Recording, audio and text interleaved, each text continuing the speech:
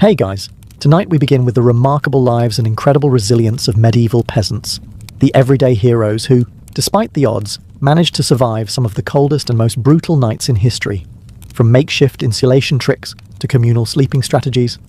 Their story is one of grit, ingenuity, and determination. So before you get comfortable, take a moment to like the video and subscribe, but only if you genuinely enjoy what I do here. And let me know in the comments where you're tuning in from and what time it is for you. It's always fascinating to see who's joining us from around the world. Now, dim the lights, maybe turn on a fan for that soft background hum, and let's ease into tonight's journey together. When you think of medieval life, you might imagine jousting knights, grand feasts, and merry fairs. But for the average peasant, winter was less about merriment and more about, how do we not die tonight? It wasn't just a season. It was a test of endurance that came around every year, like an especially cruel teacher who didn't believe in second chances. Picture this. You're living in a tiny mud and stick hut, with walls so thin you could probably hear a bird sneeze from outside. No insulation. No windows, unless you count a small hole stuffed with animal skin. And definitely no thermostat wars with your siblings. The inside temperature of your home was usually just a polite couple of degrees above whatever the weather was doing outside. If it was freezing outdoors, it was politely slightly less freezing inside. Congratulations. Nights were the worst. Darkness swallowed everything. The wind howled like an angry ghost, and the fire in the hearth sputtered pathetically, doing its best but mostly just roasting the toes of whoever was sitting closest. If you were on the other side of the room, sorry, you might as well have been camping outside, with worse snacks. Clothing wasn't much help either. Peasants didn't own fancy fur coats or goose-down blankets. You had a couple of rough-spun wool tunics, maybe a cloak that smelled suspiciously of goat, and a hope that layering them would turn you into some kind of human onion. Spoiler, it didn't really work.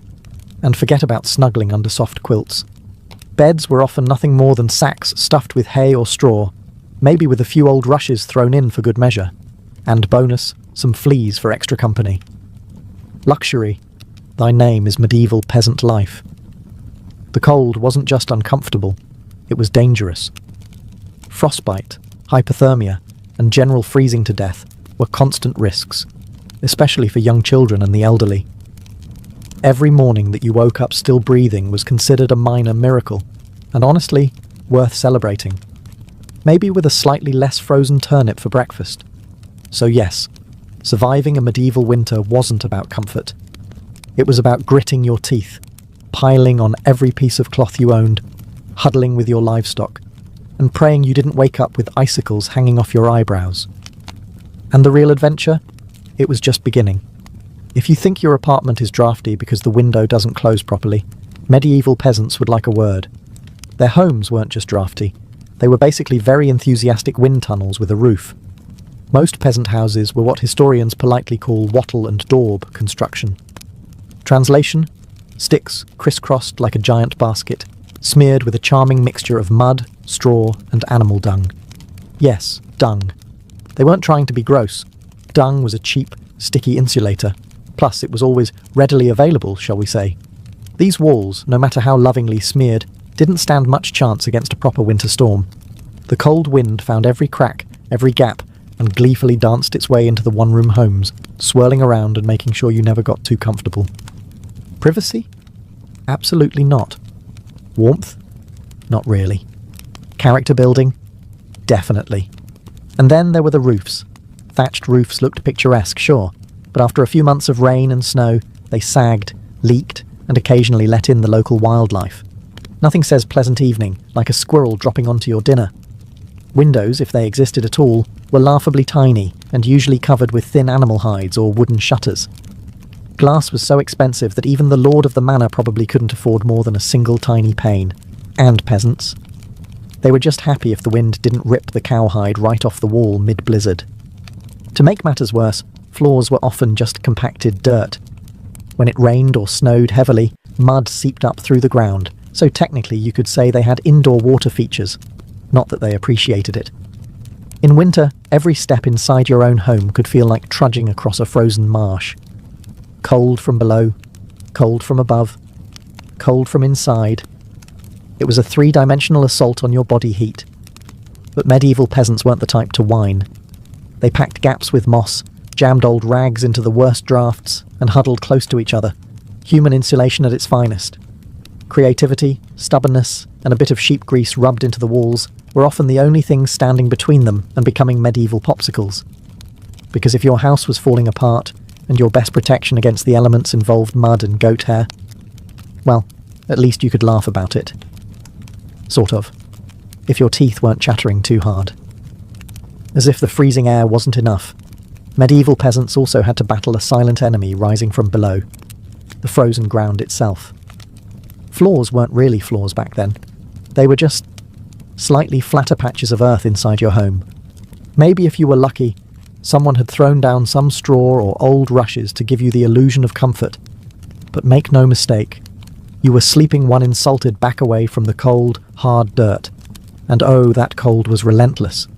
It seeped up from the earth like an evil little ghost, worming its way through the straw into your bones, and straight into your very soul. If you dropped anything onto the floor during a winter night, congratulations, it was now part of the permafrost.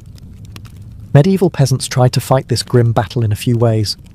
One method was layering thick mats of straw across the floor. If you could afford it, or more realistically, if you could steal enough of it from your neighbour's field without getting caught, you might have a decent insulating barrier. But straw flattened fast, got mouldy even faster, and added an extra crunchy soundtrack to your already miserable nights. Some homes layered dried rushes onto the dirt instead. Every so often they would throw fresh rushes on top without cleaning out the old ones. Over time, this created a fascinating ecosystem of decomposing plants, fleas, and whatever mystery creatures decided to move in. It was basically medieval carpet padding. If your carpet was alive, slightly damp, and smelled like a wet dog. Beds, for those who had them, didn't solve much. They were usually little more than wooden frames packed with, you guessed it, more straw or hay. Instead of cosy mattresses, you had poking, shifting, crunchy layers that did little against the cold radiating from below. Tossing and turning wasn't about comfort. It was a desperate, awkward dance to keep blood flowing and avoid freezing one side of your body. The truth is, medieval peasants didn't conquer the icy ground so much as learn to live uncomfortably above it. A good night's sleep wasn't about dreams or softness. It was about waking up with all your toes still attached. And if you could pull that off, hey, you were doing better than most. If medieval homes had a single hero during winter, it wasn't the roof, or the walls, or even the brave layers of dirt and dung insulation. It was the hearth, a crackling, stubborn fire pit that served as the only real defence against the cold, the darkness, and the general gloom of medieval life. At the centre of nearly every peasant home was a simple fire. No fireplace with a fancy stone mantel, no neat chimney sweeping the smoke skyward. Instead, you had a basic pit or pile of stones, some half-burned logs, and enough smoke pouring into the room to make you wonder if you were slowly becoming a ham.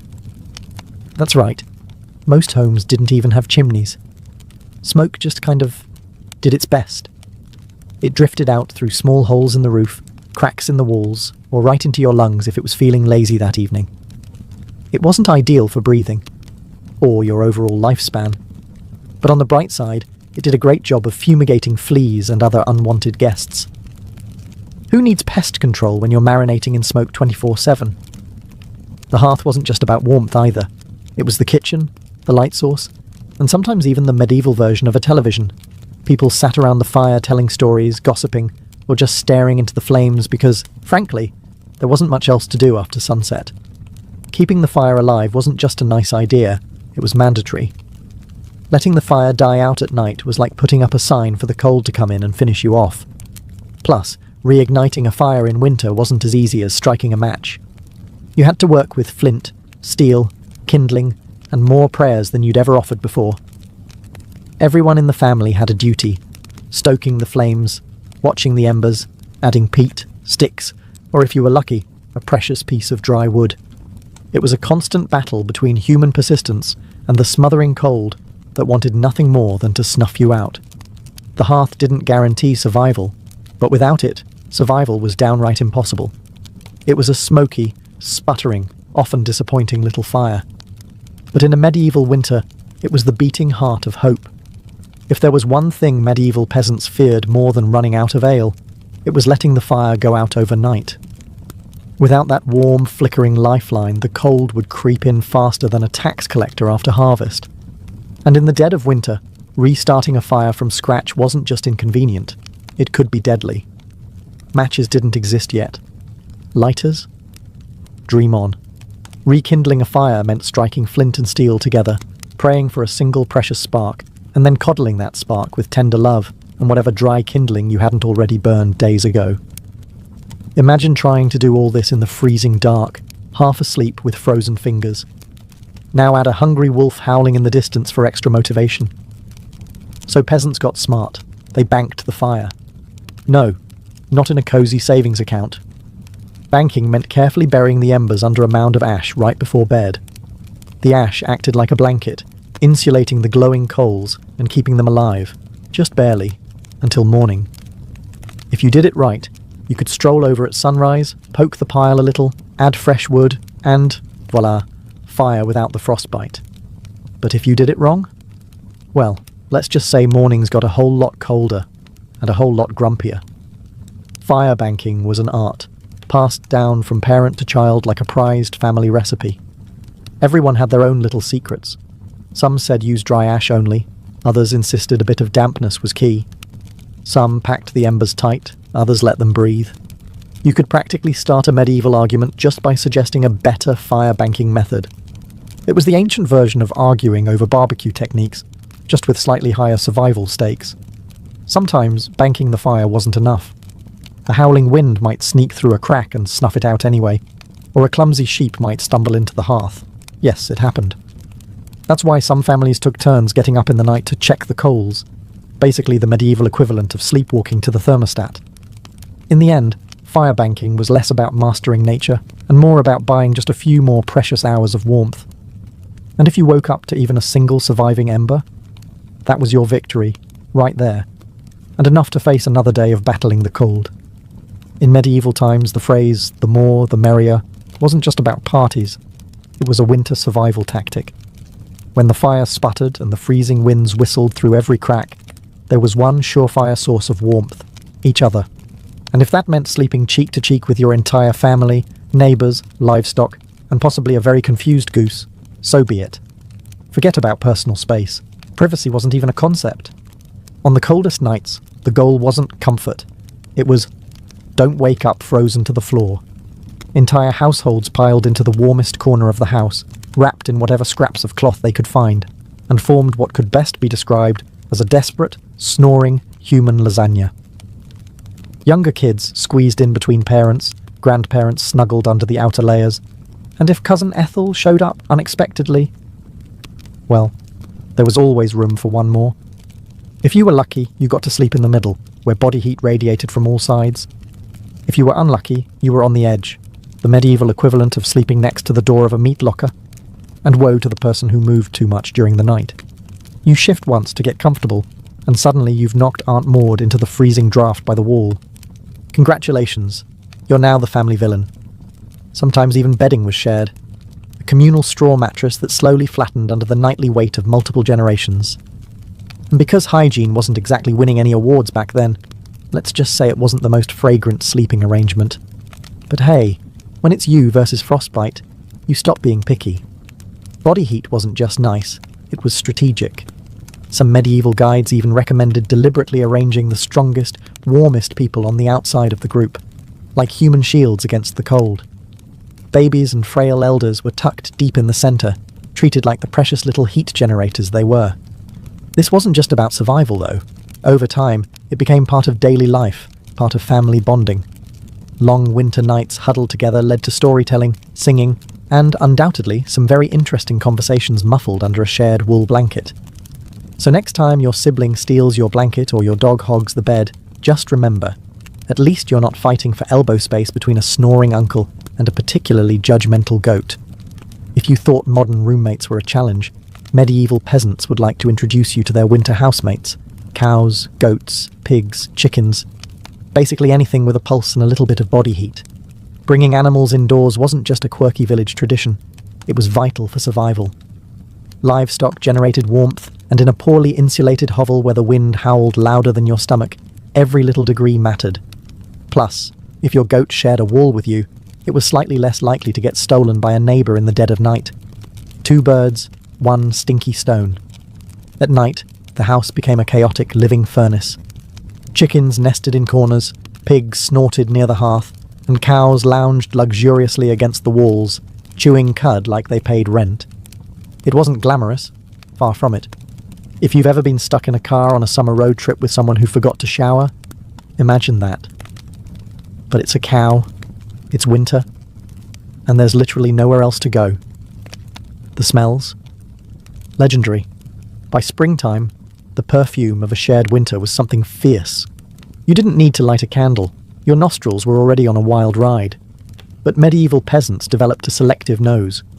They didn't complain much because they knew one uncomfortable truth. The more animals inside, the fewer frozen toes in the morning. Certain animals even had prime spots. Cows, being the biggest and warmest, usually took centre stage near the family. Goats were allowed closer in for their warmth, and because goats, being goats, would find a way inside anyway. Chickens roosted in rafters or old baskets, and pigs, well, pigs didn't care. They plopped down wherever they pleased, probably right in the middle of the floor. Of course, sharing your bedroom with livestock wasn't without hazards. Imagine drifting off peacefully, only to be rudely awakened by a chicken deciding your hair makes a good perch, or stepping barefoot into something suspicious. First thing in the morning. Yes, medieval mornings could be full of surprises. Still, despite the noise, the smells, and the occasional hoof to the ribs, peasants understood the simple math. Cold kills, and cows cuddle, whether they want to or not. In the battle against winter's icy fingers, a warm, slightly slobbery cow breath was often the deciding factor between life and death. In medieval winters, fashion wasn't about looking good, it was about not dying.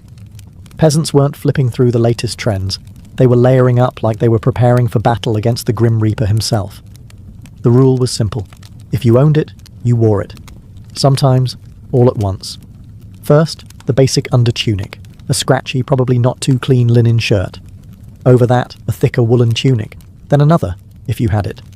Add some leggings that sagged at the knees, a rough cloak draped over your shoulders, and, if you were really lucky, a patched-up sheepskin thrown on top like a prize trophy. Congratulations, you are now approximately 10% warmer and 90% itchier. Boots were a luxury. Many peasants wrapped their feet in layers of cloth or old rags and stuffed them into wooden clogs. If the cold still bit through, well, you just added another rag and hoped you didn't lose a toe. And forget about washing all these layers. Washing your clothes in the middle of winter meant dragging them to a frozen stream, smashing through the ice, and then waiting 2 days for your only shirt to dry, if it didn't just freeze into a tragic shirt cycle. Most peasants wisely decided that smelling like a mix of smoke, sweat, and sheep was a small price to pay for not freezing solid. Interestingly, the dirt and grease buildup had a bonus feature: insulation. That grimy layer locked in body heat. It was like a medieval Gore-Tex jacket, just smellier and far less socially acceptable today. Hats, scarves, and gloves were prized treasures. A simple woolen cap could mean the difference between making it through the night or waking up with hair frozen to the wall. Gloves were often homemade from whatever scraps of leather or fabric people could scrounge, sometimes looking more like sad puppet costumes than anything fashionable. Children were especially swaddled until they resembled overstuffed turnips, waddling awkwardly around the house. The goal was to trap as much precious body heat as possible. Style, elegance, never heard of them. Warmth was the real medieval flex. So the next time you complain about layering up for a chilly day, just remember, medieval peasants walked around wearing half their wardrobe at once, looking like lumpy laundry bags, and counting themselves lucky for it. In the medieval peasant playbook, dirt wasn't just something you scrubbed off. It was practically a survival tool. As it turns out, getting grimy wasn't a sign you'd given up on life. It was tactical, strategic, dare we say, genius. See, winter posed a very specific problem: heat loss. Clean clothes, especially freshly laundered linen, were surprisingly terrible at keeping you warm. They were breathable, Sure. But when the air temperature hovered somewhere between hypothermia and instant regret, breathable wasn't exactly a selling point. That's where dirt came in.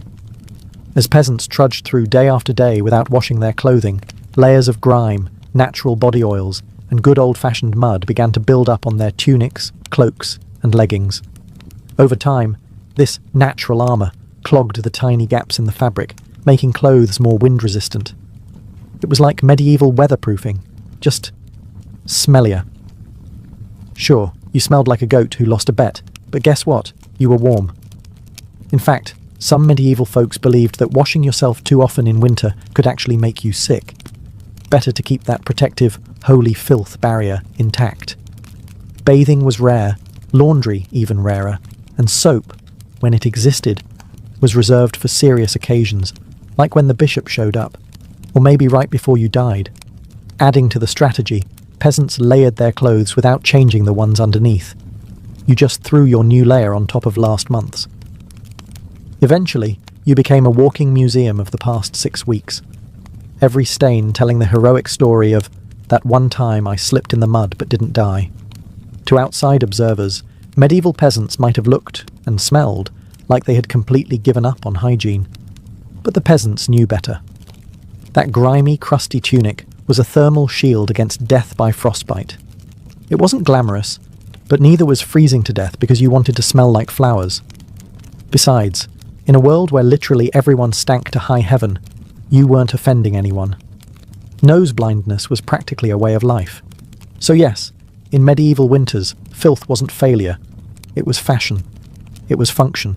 And if you had a thick, greasy outer layer by February, you, my friend, were winning at life. If you thought medieval peasants spent their winters tucked into plush featherbeds with embroidered quilts, think again. The reality was a bit more rustic. And by rustic, I mean, let's sleep on a pile of dead plants and hope for the best. Beds, in the medieval peasant world, were usually a rough wooden frame, if you could afford one, covered with a big sack stuffed full of straw, hay, or old rushes. That's it. No memory foam, no orthopedic support, no five-star hotel experience. Just a crunchy, lumpy, slightly pokey mess that smelled faintly of barnyard and regret. Every toss and turn in the night brought a delightful soundtrack of crinkling straw and the occasional sharp jab from a rogue stork.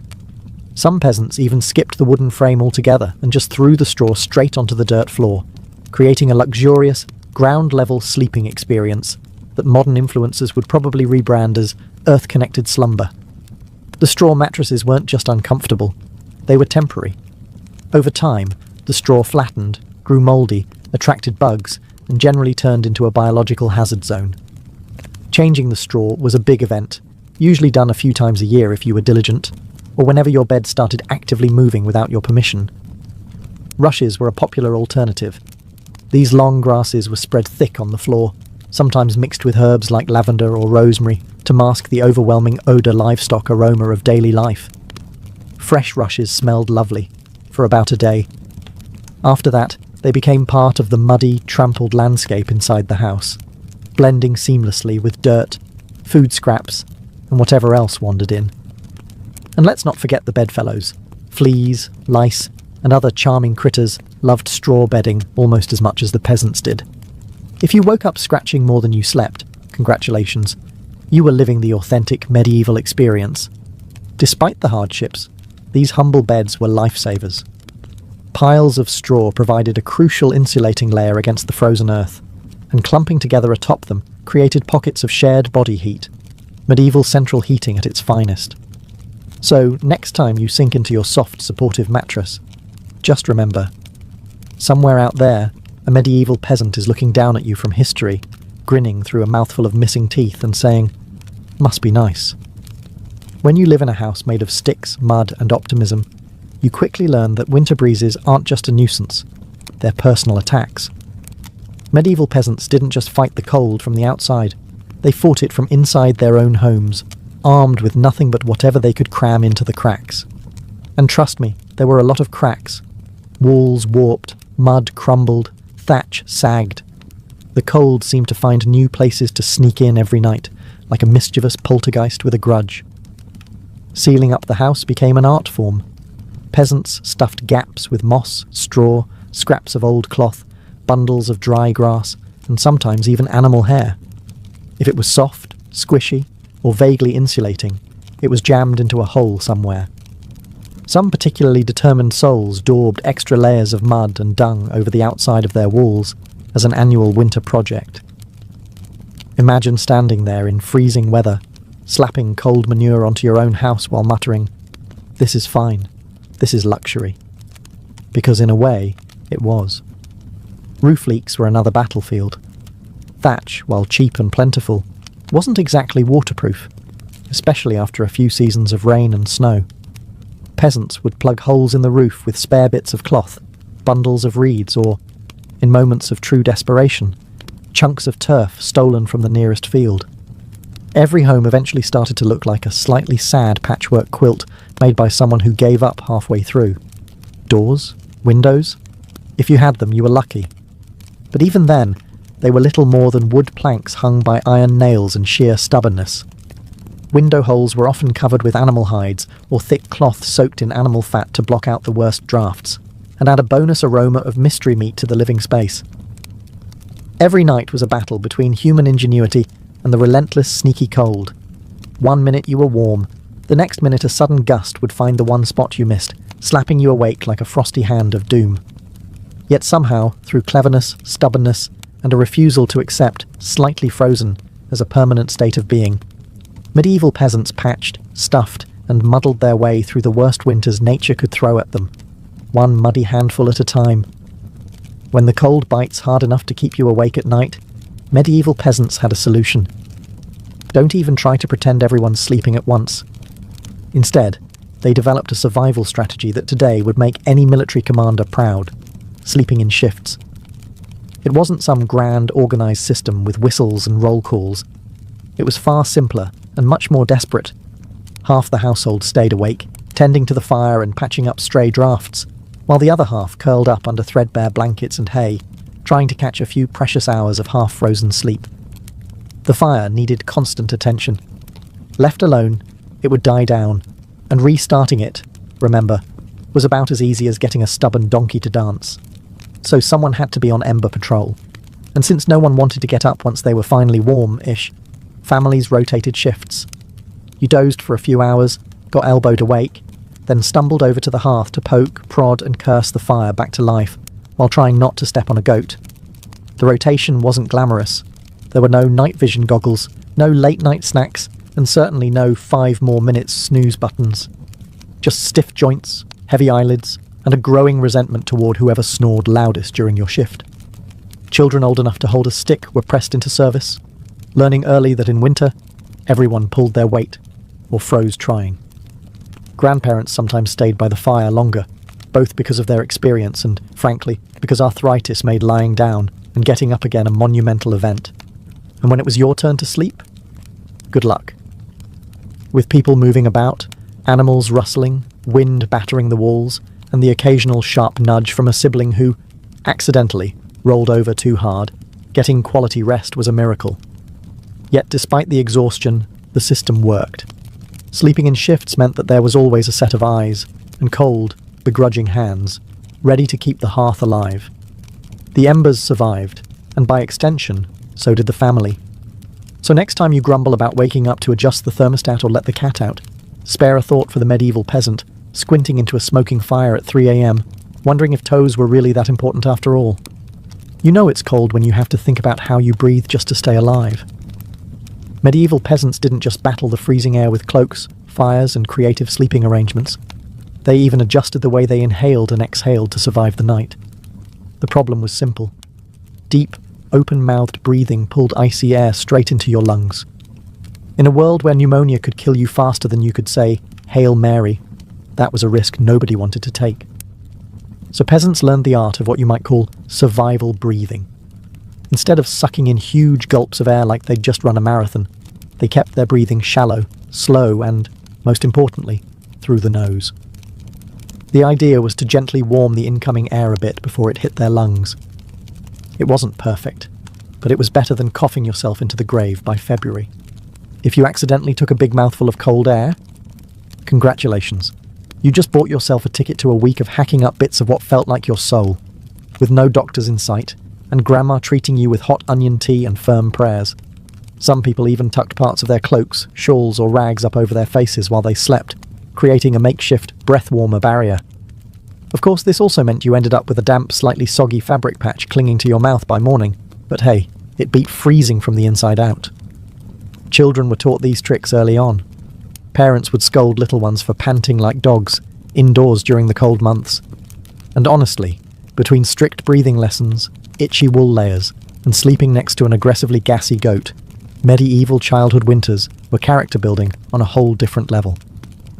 At night, tucked into straw bedding under piles of cloaks, and next to a gently steaming cow, breathing became an art form. Slow, steady, nose only, and as minimal as humanly possible, like some grim medieval version of a yoga retreat, only with more frostbite and fewer inspirational quotes. In the grand survival playbook, it wasn't the flashiest strategy, but it worked. One shallow breath at a time, peasants endured another night in the long, relentless war against winter. In the endless battle against medieval winter, peasants discovered an unlikely secret weapon: a full stomach. Turns out, one of the best ways to fight off the cold wasn't another scratchy wool cloak. It was stuffing yourself with something hearty and heavy right before bed. Calories meant warmth. The more your body had to digest, the more it heated itself up doing the work. It's basic medieval thermodynamics. Eat a heavy meal, generate internal heat, and maybe, just maybe, survive until morning without turning into a peasant-shaped popsicle. So what did medieval peasants pile onto their plates before a long freezing night? Think thick stews, heavy with root vegetables like turnips, onions and parsnips. Grains were lifesavers too: oat porridge, barley gruel, or dense, chewy rye bread. If you were especially lucky, say, after a festival day or a generous slaughter, you might even get a hunk of salted pork or a slice of dried sausage thrown into the pot. This wasn't comfort food in the Instagram sense. No delicate presentation, no artisanal garnishes. It was one enormous, vaguely brown meal, designed to sit in your gut like a friendly brick, slowly burning through the night and keeping you just a little bit warmer. It wasn't just about eating a lot. It was about eating smart. Foods that took longer to digest provided a slow, steady trickle of warmth. Fatty foods were particularly prized, not just for the energy they provided, but because fat burns slower than lean meat. A bellyful of stew, bread, and a questionable amount of lard. Peak medieval winter luxury. Parents made sure even the pickiest children ate heartily. Nobody cared if little Thomas didn't like turnips. You ate the turnips, or you shivered through the night thinking about how much you missed the turnips. Harsh but effective parenting, medieval style. Of course, heavy nighttime eating came with its own hazards. You might be warmer, but you were also risking a night of vivid, bizarre dreams, fueled by a stomach trying desperately to process an entire field's worth of cabbages. Was it worth it? Absolutely. Because in the end, peasants weren't aiming for a Michelin star meal. They were aiming to survive.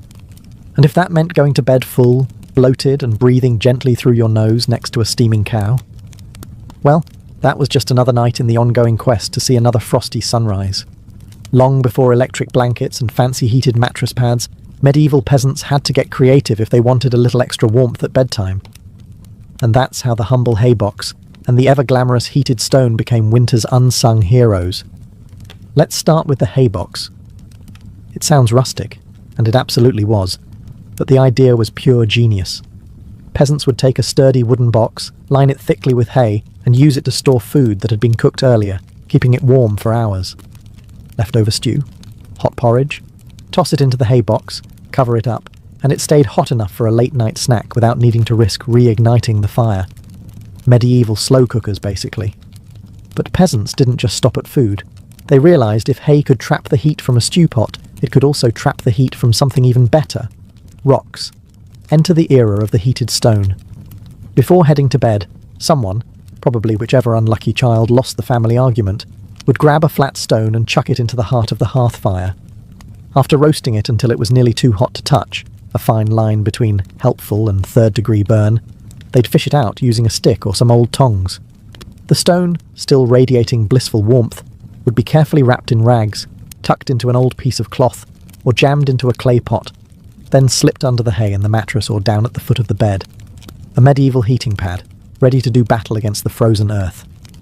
Of course, there were risks. If you didn't wrap the stone properly, congratulations. You now had a small, localized house fire. And if you dropped it on your foot, well, let's just say winter injuries weren't always caused by slipping on ice.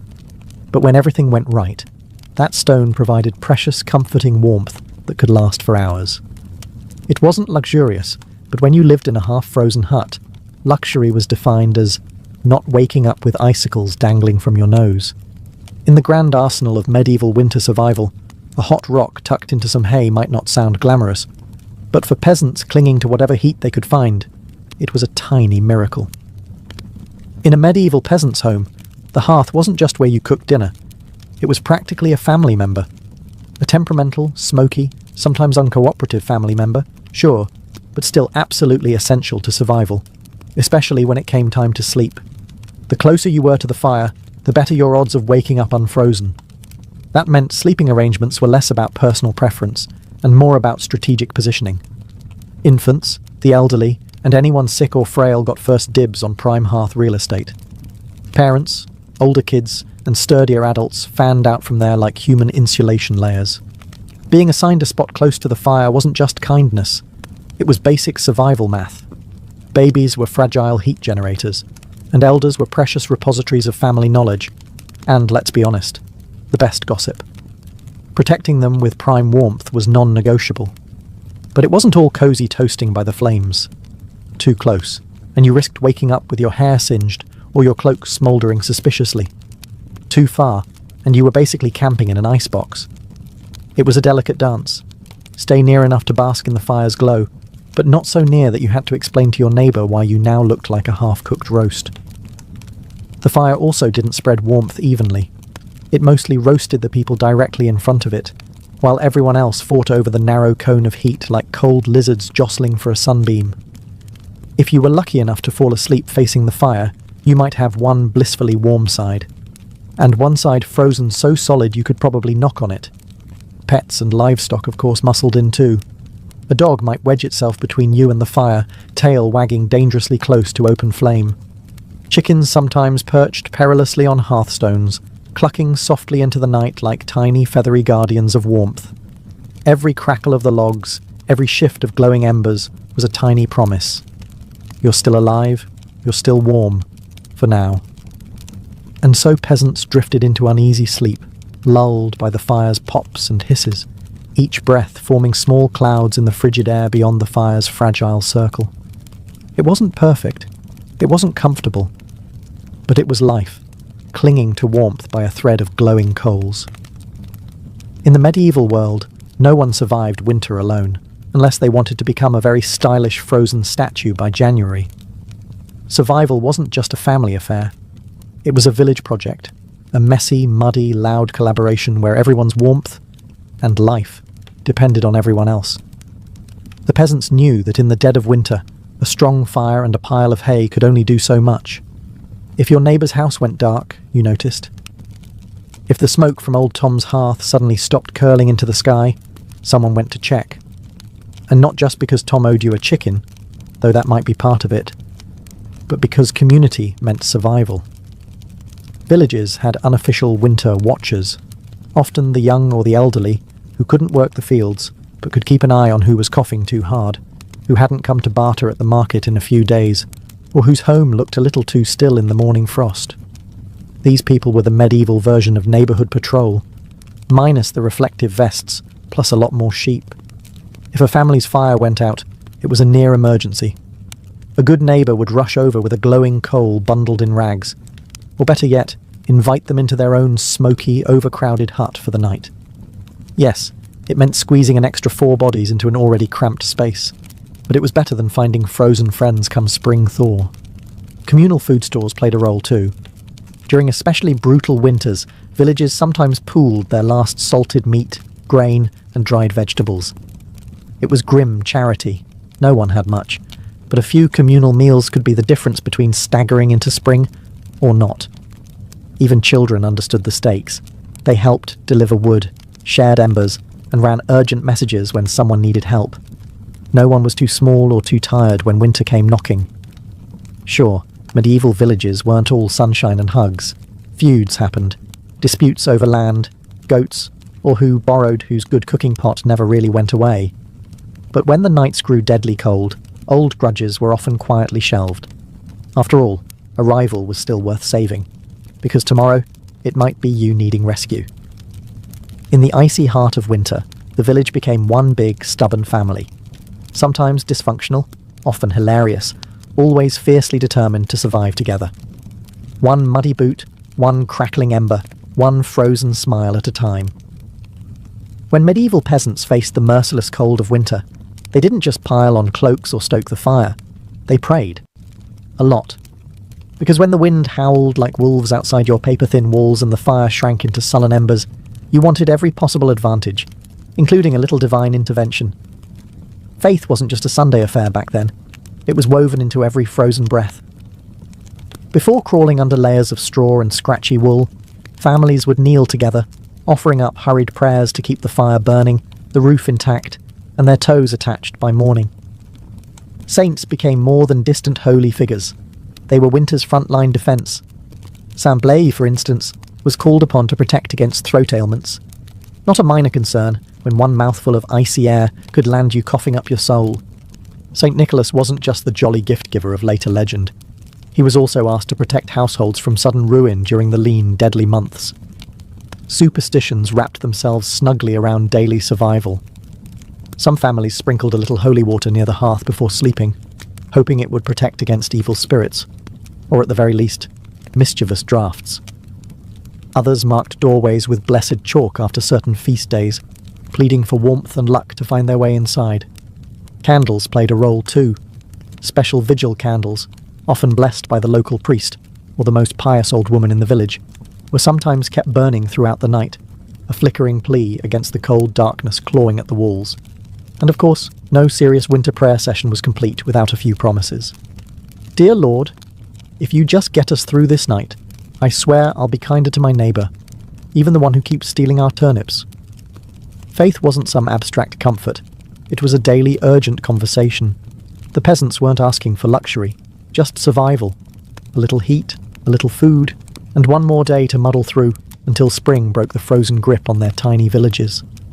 It was simple, raw hope, whispered into the smoky rafters, tangled in breathless prayers, and tucked under itchy blankets, that somehow carried them through the endless, merciless nights of winter.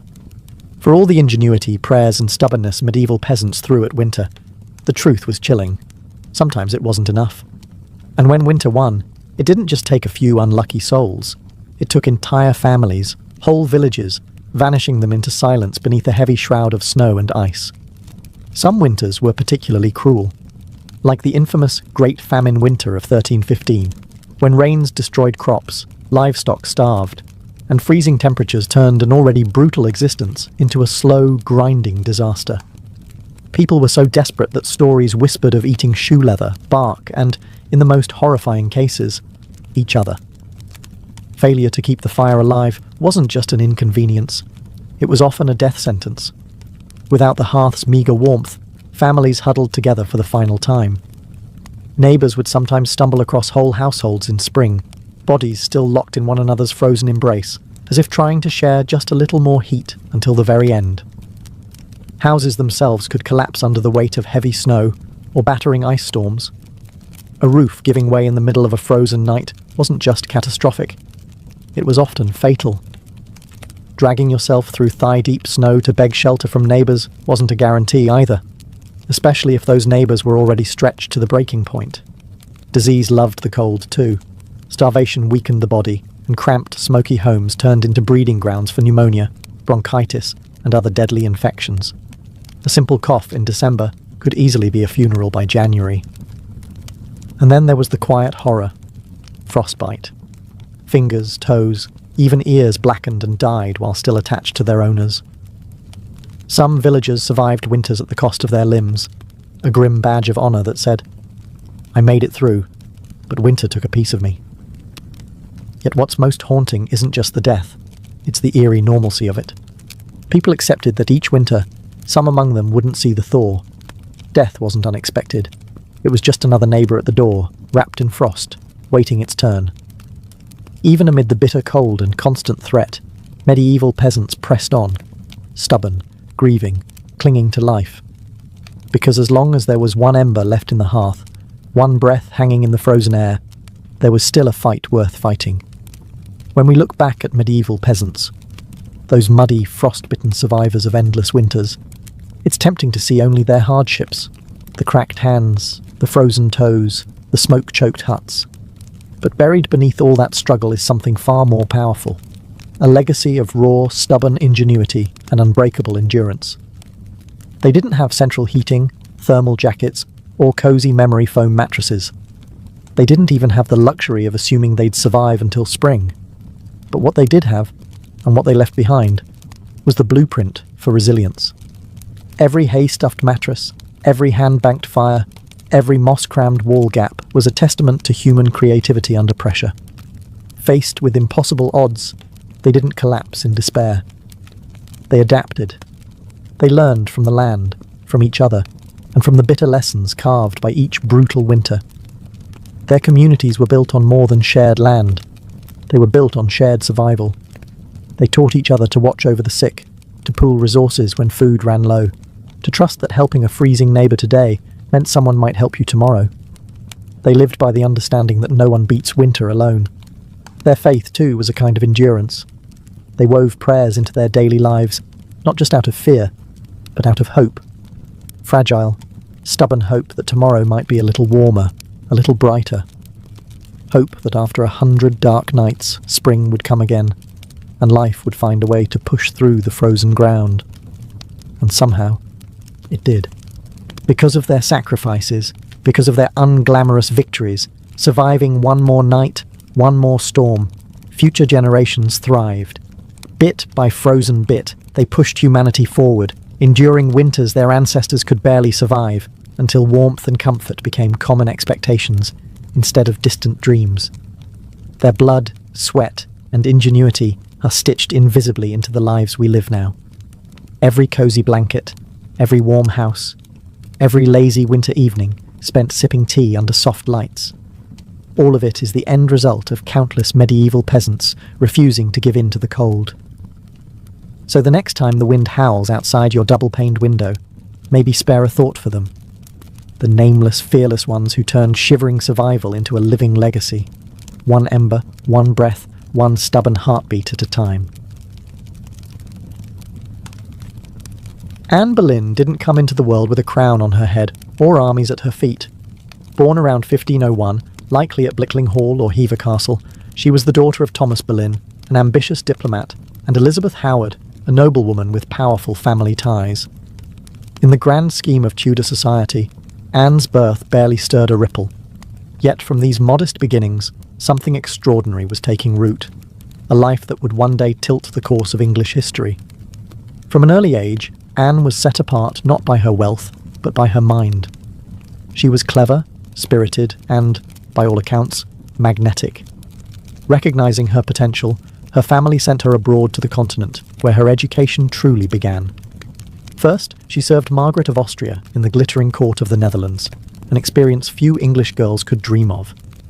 There, Anne absorbed the art of diplomacy, refined manners, and the subtle dance of European politics. But it was in France that Anne's brilliance was truly polished. She spent years in the sophisticated courts of Queen Claude and Queen Marguerite of Navarre, learning the language of influence, elegance, flirtation, wit. While other young women perfected their embroidery, Anne mastered conversation, intrigue, and the art of commanding attention without ever seeming to seek it.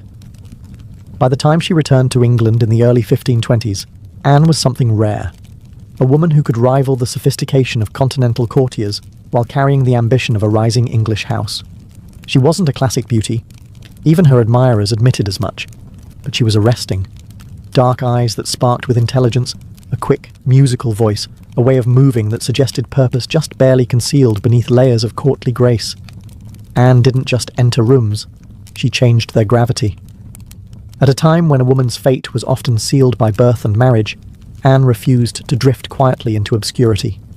She had seen the power that charm and intellect could wield in foreign courts, and she intended to use that knowledge at home. Anne Boleyn was still a young woman then, clever, ambitious, untested. But history was already beginning to stir around her. The girl who returned to England was no longer just Thomas Boleyn's daughter. She was a player in a larger game, one that would soon engulf the crown itself. When Anne Boleyn returned to the English court, she was unlike anyone the nobility had ever seen. In a world full of pale-faced, modest English roses, Anne was a thunderstorm, electric, unpredictable, impossible to ignore. Her dark hair, bold eyes, and quick, sharp wit set her apart from the gentle, obedient ladies who filled the court of King Henry VIII.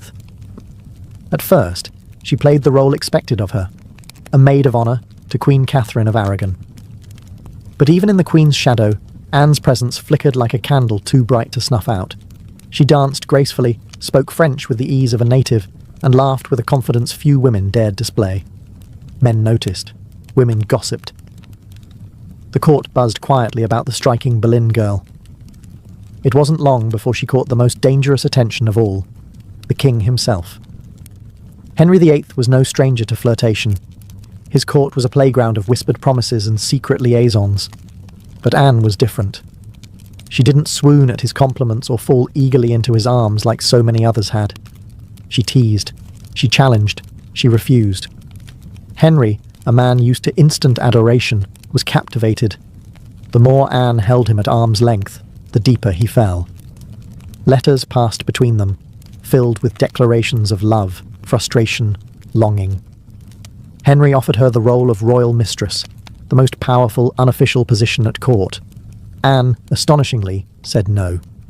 She would not be just another conquest, a forgotten mistress lost to time. If Henry wanted her, he would have to make her his wife. It was a gamble so audacious that it stunned the court. After all, the king was already married. His queen, Catherine, was beloved by the people and fiercely protected by her nephew, the Holy Roman Emperor. The church itself would have to be defied for Henry to claim Anne. But Anne didn't flinch. She had lived in the courts of Europe, where queens wielded soft power from behind lace fans and painted smiles. She knew ambition was a dangerous game, but it was a game she intended to win. Standing in the candlelit halls of the English court, Anne Boleyn made her choice, not to be merely admired, but to change her destiny, and England's, forever. What began as an intense flirtation between King Henry VIII and Anne Boleyn soon spiraled into a national crisis. Henry wasn't merely besotted, he was obsessed. And in his obsession, he was willing to tear apart everything England had known for centuries. The king's desire to marry Anne hit a small snag, namely, he was already married to Queen Catherine of Aragon. Catherine, dignified and resilient, refused to quietly step aside. She had been Henry's faithful wife for 2 decades, and in the eyes of God and the English people, she was the rightful queen. Divorce wasn't just scandalous, it was almost unthinkable. But Henry was determined. He convinced himself, and tried to convince everyone else, that his marriage to Catherine was cursed because she had once been married to his brother, Arthur. Never mind that the Pope had granted special permission for their union years ago. Henry now insisted that his soul was damned unless he annulled the marriage. Anne, for her part, knew better than to appear too eager. She kept herself just out of reach, alternately encouraging Henry's hopes and maintaining her distance. Every glance, every word was measured. She wasn't merely aiming for marriage. She was positioning herself to become Queen of England. The court erupted into whispers and factions. Some noble families eagerly courted Anne's favour, seeing the winds of power shifting. Others clung fiercely to Queen Catherine, horrified at the idea of Anne replacing her. Diplomats wrote desperate letters back to Rome. Foreign monarchs threatened retaliation. Henry's own advisers shifted uneasily, sensing the ground trembling beneath their feet. As months turned into years, Henry's frustration grew. He bombarded the Pope with petitions, manoeuvred his lawyers into finding loopholes, and slowly began to realise that the Church would not bend easily. Catherine had powerful allies, including her nephew, Emperor Charles V, the most powerful man in Europe. Still, Henry pressed on, defying advice, tradition, and increasingly, the law itself. His courtship with Anne had become something far greater than personal desire. It was now a challenge to the very structure of England's political and religious life. Anne wasn't just capturing a king's heart. She was dragging an entire kingdom into uncharted waters. A dangerous game had begun, and there could be no turning back. After nearly 7 agonising years of manoeuvring, scandal and diplomatic chaos, Anne Boleyn's gamble paid off. In January 1533, she secretly married Henry VIII, a bold move, given that he was still, technically, married to Catherine of Aragon in the eyes of the Pope and much of Europe. By June, Anne was crowned Queen of England in a lavish ceremony at Westminster Abbey. It should have been the crowning moment of her life, but the atmosphere was far from universally joyful. The people of London watched with wary eyes. Some cheered, others muttered prayers for Queen Catherine. Many wondered if this new queen, with her French manners and daring spirit, was a blessing or a curse. Anne entered her queenship not as a beloved figure, but as a storm. Unlike Catherine, who embodied traditional English values of humility and piety, Anne was dazzling, provocative, and politically savvy. She wore bold colours, commanded the court with sharp intelligence, and made powerful enemies with breathtaking speed. Her position, while seemingly secure, was also terrifyingly precarious. Everything rested on one thing: providing Henry with a male heir. Anne knew this as keenly as anyone. She was not merely Henry's lover anymore, she was the hope of a dynasty. Early in her pregnancy, Anne and Henry were elated, certain the child would be a boy. But in September 1533, Anne gave birth to a daughter, Elizabeth. To Anne's credit, she masked her crushing disappointment with grace, insisting the next child would surely be a son. Henry, however, was less composed. His eyes, once full of adoration, now flickered with doubt. Still, for a time, Anne's star burned brightly. She reshaped the English court in her image, elevating her family to unprecedented heights and becoming the first queen in English history crowned with the sacred oil usually reserved for kings. Her influence was vast. Foreign ambassadors sought her favour. Courtiers reshuffled alliances to be in her good graces. The once obedient Henry began moving England officially away from Rome, creating the Church of England with himself at its head, all so that Anne's crown could not be questioned. Yet even in her triumph, dark clouds gathered. Friends whispered behind their hands. Rivals circled, waiting. And Henry, fickle and restless, was already beginning to look beyond the brilliant woman who had rewritten the kingdom for him. Anne had won the throne, but keeping it would demand more than charm, ambition, or even love. Anne Boleyn had climbed higher than almost any woman of her time. But the higher you rise, the harder the fall. Almost from the moment she placed the crown on her head, the cracks in her world began to show. At the heart of Anne's struggles was the pressure to produce a male heir. Her first child, Elizabeth, though bright and healthy, was not the son Henry VIII had hung his dynastic hopes upon, and the clock was ticking. Anne suffered multiple pregnancies in quick succession, but heartbreak followed. Miscarriages that left her physically weakened and emotionally battered. Each lost child chipped away at the foundation she had built. Henry, once passionately devoted, began to pull away, his disappointment carving rifts between them. Anne, never one to suffer in silence, argued, demanded, fought to keep her place. But Henry, a man who prized obedience as much as beauty, grew tired of her sharpness, her defiance, the very fire that had once drawn him in. Outside the royal chambers, enemies were gathering like wolves. Many nobles who had tolerated Anne's rise with gritted teeth now openly schemed for her downfall. Catherine of Aragon's supporters never forgave Anne for what they saw as theft and sacrilege. Even commoners whispered against her, calling her the Great Whore, blaming her for the schism with Rome and the heavy-handed changes that followed. And then came Jane Seymour. Quiet, demure, everything Anne was not. Jane captured Henry's wandering attention just as Anne's influence began to wane. Where Anne had dazzled him with brilliance and challenge, Jane offered soothing compliance. It was a dangerous shift, and Anne, perceptive as ever, saw it happening.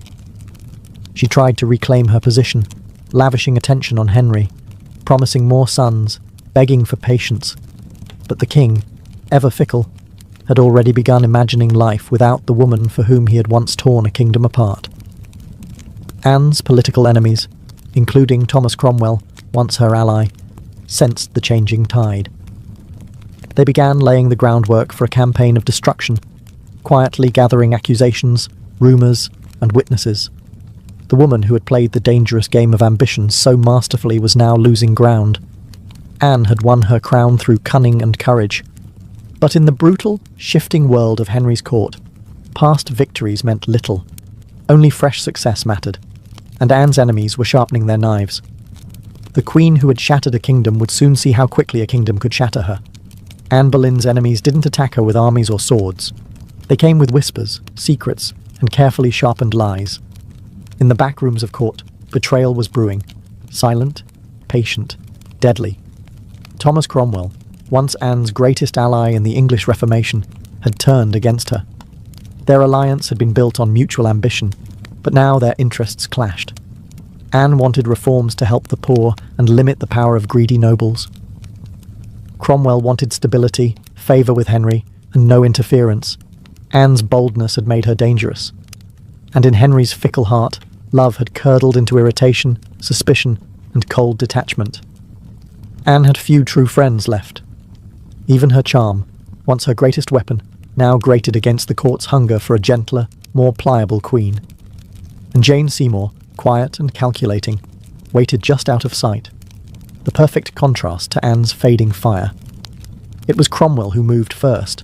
Knowing Henry was restless, knowing that the king wanted an exit but lacked a convenient excuse, Cromwell offered a solution. What if Anne could be removed, not by divorce, which would humiliate Henry, but by disgrace? The accusations were wild, monstrous even. Adultery, incest, conspiracy against the king. Anne, the proud, brilliant queen, painted as a betrayer, a temptress, a threat to the very crown she once redefined. Cromwell carefully gathered evidence, coaxing confessions under torture, twisting courtly flirtations into damning testimony. Several men, including Anne's own brother, George Boleyn, were arrested. The charges made little sense. They were riddled with contradictions and impossibilities. But in Henry's court, truth was whatever the king needed it to be. Anne, sensing the tightening noose, fought desperately.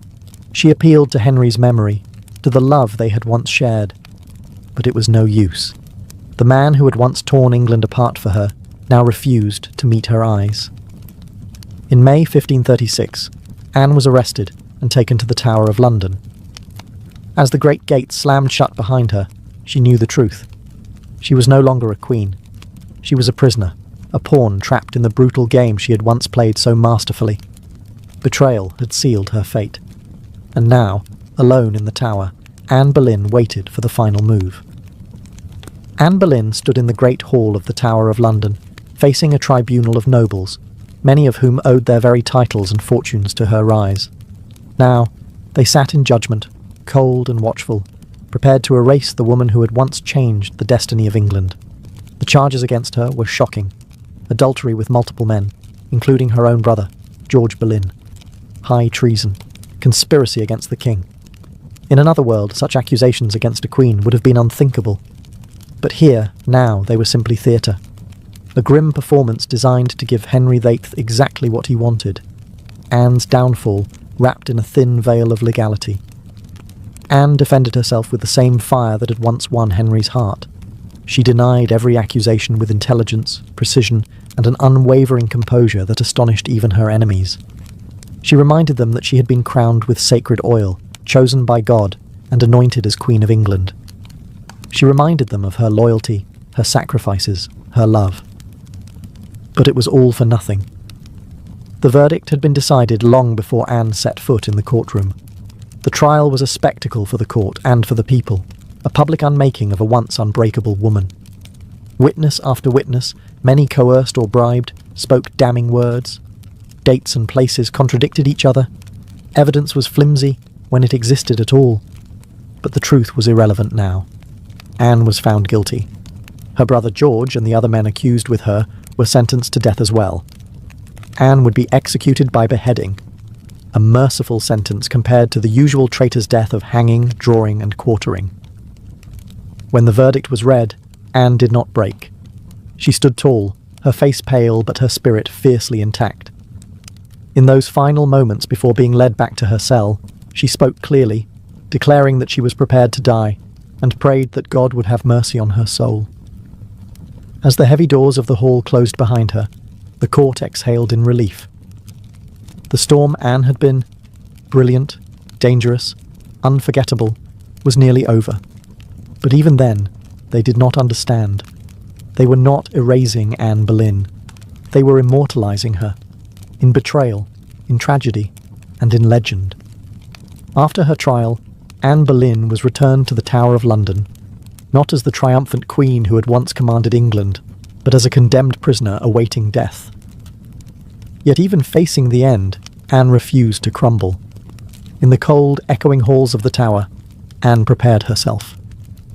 She spent hours in prayer, kneeling on the hard stone floors, her hands clasped tightly, her voice steady. She confessed to no crimes because she believed she had committed none. She was not afraid to die, she said, but she prayed that her death would bring peace to the kingdom, and perhaps mercy to her little daughter, Elizabeth. Her ladies-in-waiting, those few who had stayed loyal, wept in private. Anne comforted them instead of the other way around. She joked bitterly at times, that she would be remembered as a queen who had lost her head. In her dark humour was the stubborn spark that had made her unforgettable. Henry VIII, meanwhile, showed no sign of mercy. He had already turned his attention to Jane Seymour. Even before Anne's execution date was finalised, Henry was arranging his next marriage.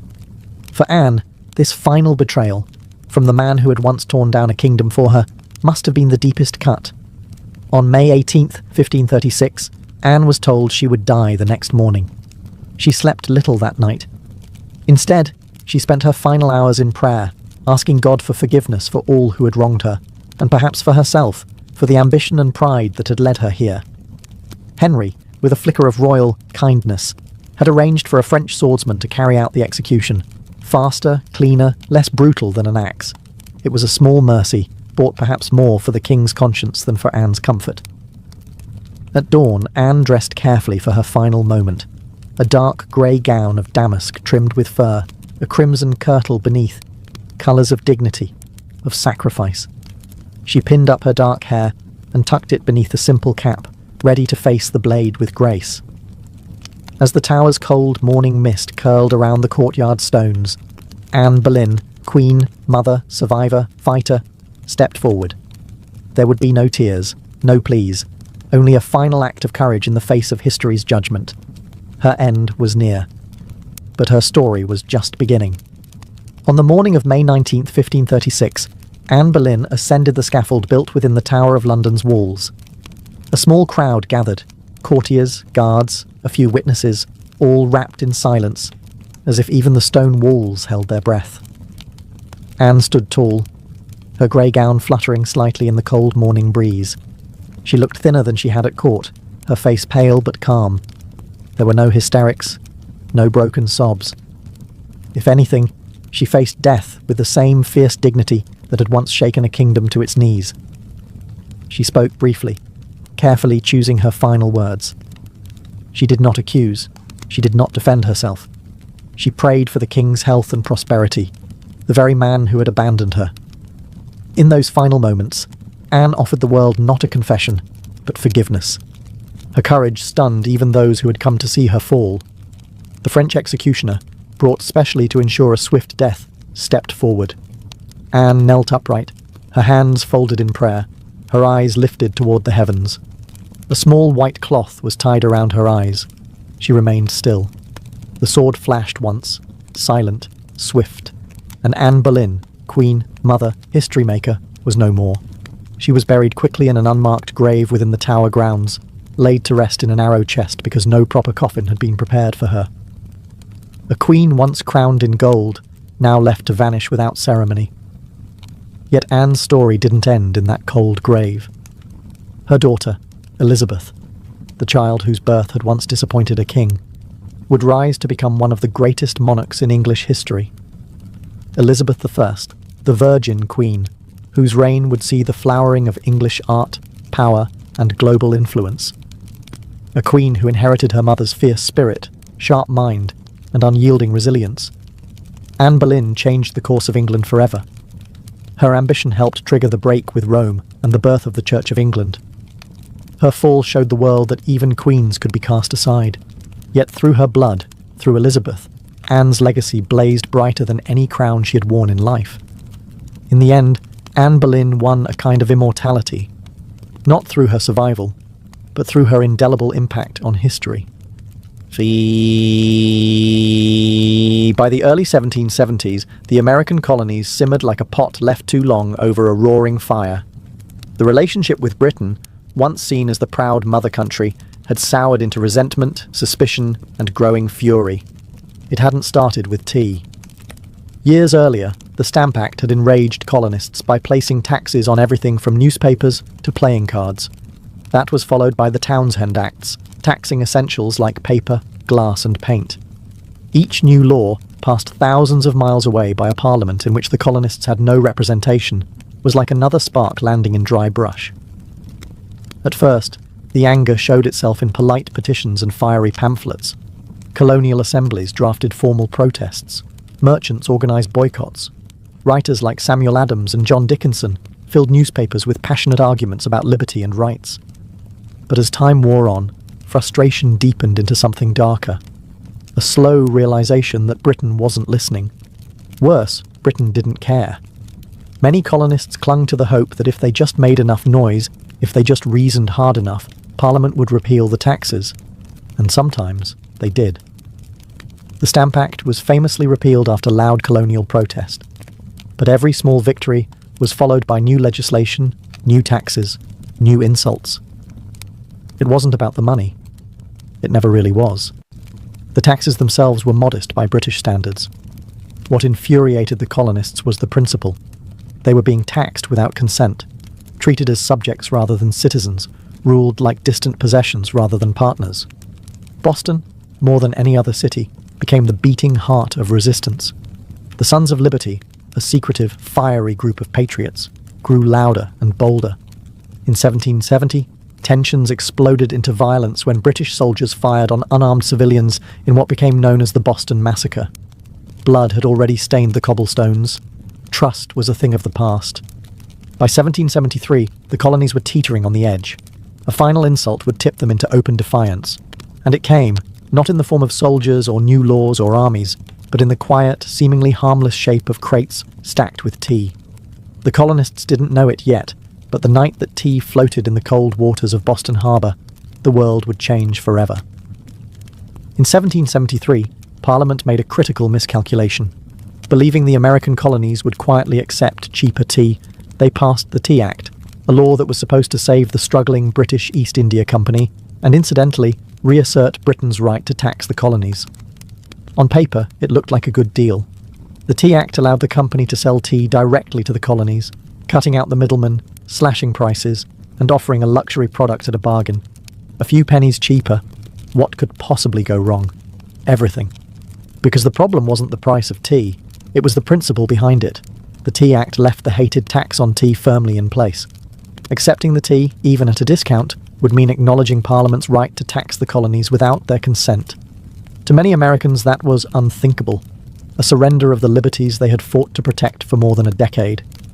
The news of the Tea Act spread like wildfire through the colonies. Merchants fumed. They saw their livelihoods threatened by a monopoly that would crush local trade. Patriots raged at the hidden message. The Crown still believed it could do whatever it pleased. In Boston, the reaction was especially fierce.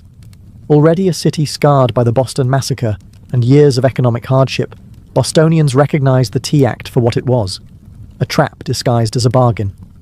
Refusing the tea became a matter of honor, a litmus test for loyalty to the cause of liberty. Public meetings swelled. Newspaper columns burned with fiery rhetoric. Groups like the Sons of Liberty, led by Samuel Adams and others, organized boycotts, vowing that no East India Company tea would be unloaded, sold, or drunk on American soil. All across the colonies, ships carrying the controversial tea were turned away by local resistance. In ports from New York to Charleston, the message was clear. We will not be bought. But in Boston, fate twisted differently. 3 ships, the Dartmouth, the Eleanor, and the Beaver, arrived, anchored in the harbour, and sat there, refusing to leave. Royal officials insisted the tea be unloaded. The colonists refused. A deadlock grew. taut as a drawn bowstring. The tension was unbearable. A single act would break it, and history would never be the same again. As the British tea ships sat stubbornly anchored in Boston Harbor, the city itself transformed into a powder keg.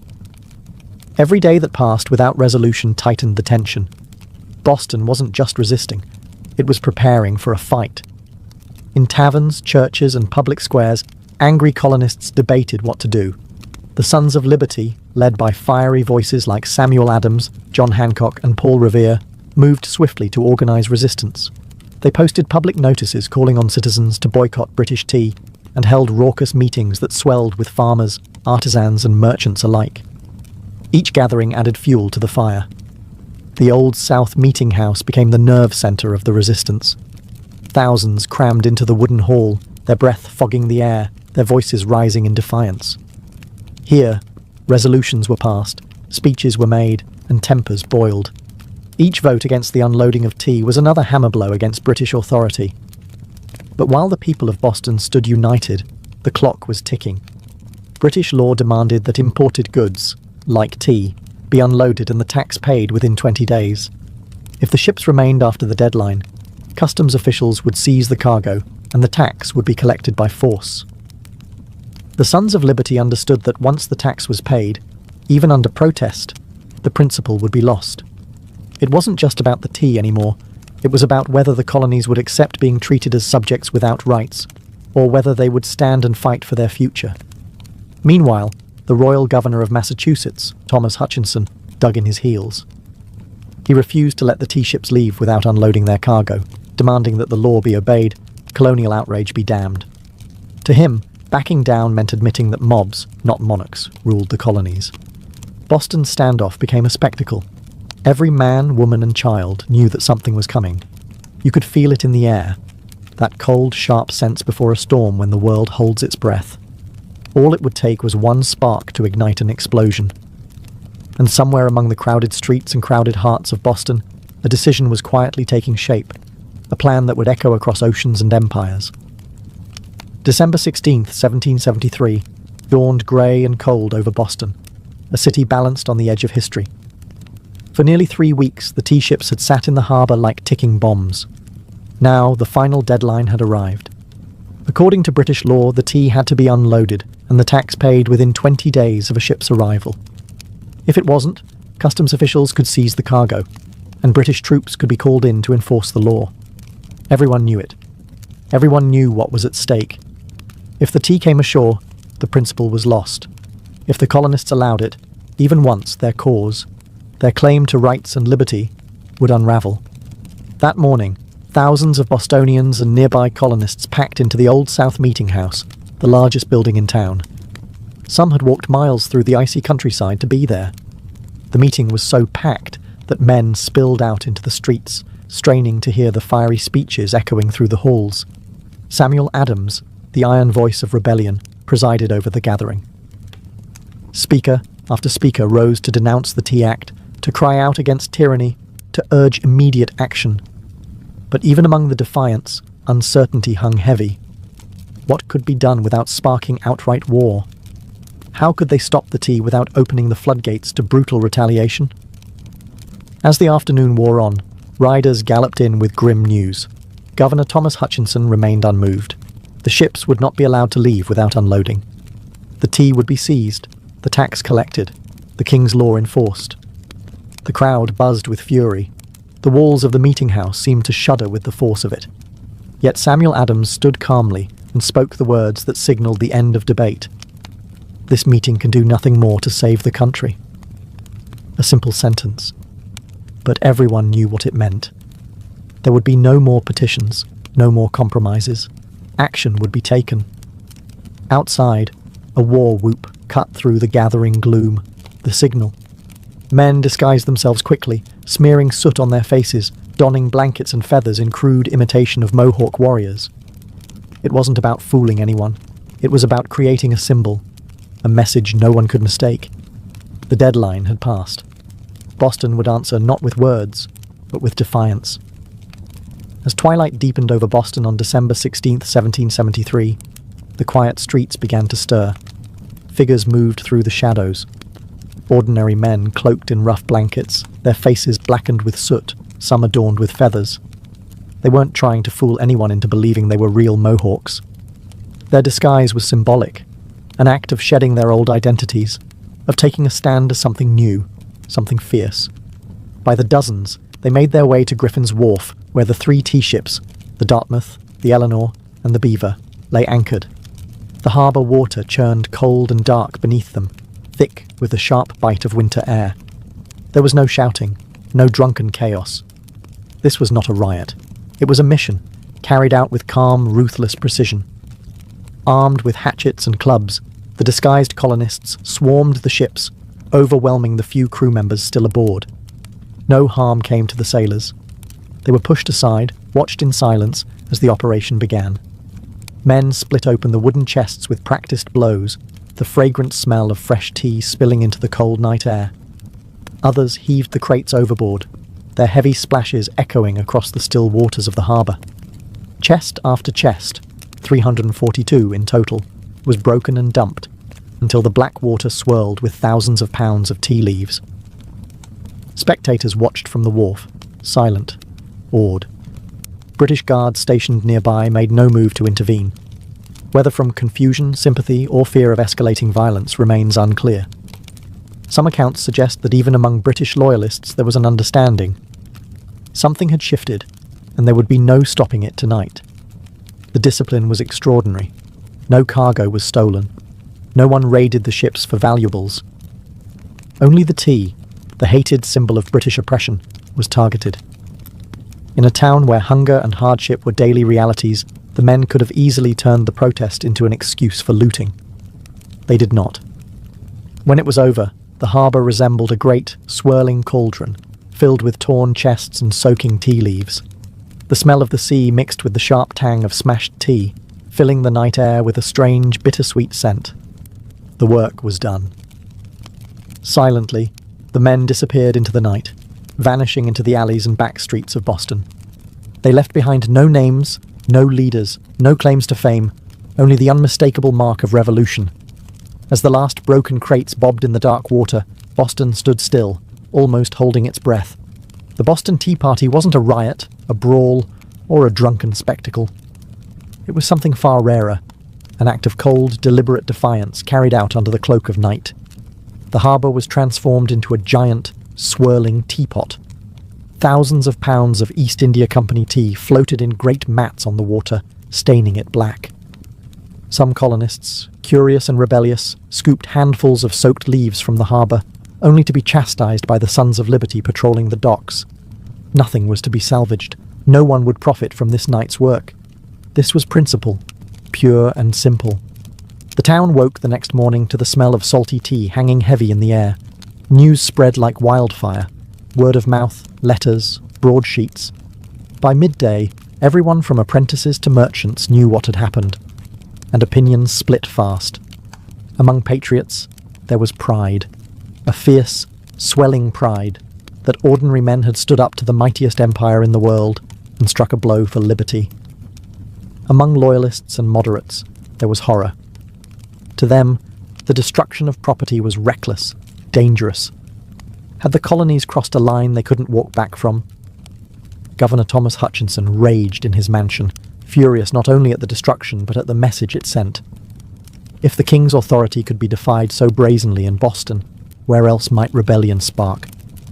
British officials were stunned. They had expected protests, boycotts, maybe another riot like those that had broken out over the Stamp Act. They hadn't expected organised, disciplined revolutionaries to calmly destroy tens of thousands of pounds of royal property without so much as breaking a window. The ship's captains, the Dartmouth, the Eleanor, the Beaver, could only watch helplessly as their cargo disappeared beneath the waves. In the official ledgers, the night's loss would be tallied at over 10,000 British pounds, a fortune. But the real loss wasn't measured in pounds sterling or ruined tea. It was measured in trust, in loyalty, in the fragile illusion that Britain still ruled her colonies with consent.